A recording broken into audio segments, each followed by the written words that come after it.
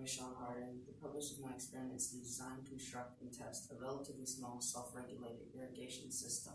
Said system is supposed to detect how wet the soil is and water it when it's dry.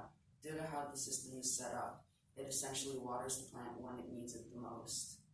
The system works by sensing how electrically conductive the soil is. When soil is dry, it's very insulated, but when soil is wet, it allows the electrons to move more freely throughout the circuit.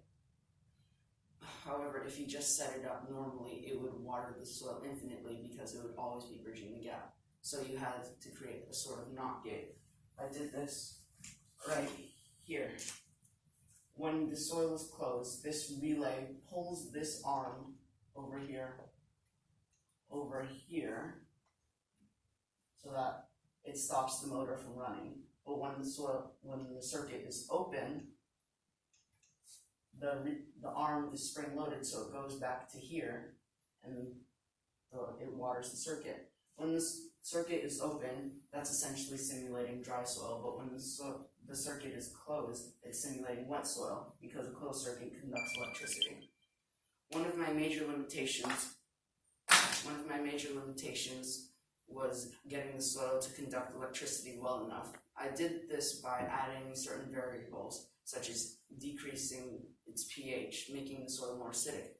More acidic substances conduct electricity better because they have more hydrogen plus ions. This attracts the negative charge of the electrons. Due to this, it can be theorized that when the independent test, the one being watered when the plant needs it, will show more visible growth than the control test, which is being watered solely based on schedule. And this is shown in the results. By the first day, the first measurement, you can clearly see the difference in the growth of each plant. Plant A being the experimental test and plant B being the control test. And it's even shown in the percentage grown from the last measurement. I did this for 2 weeks and with a total of 5 measurements.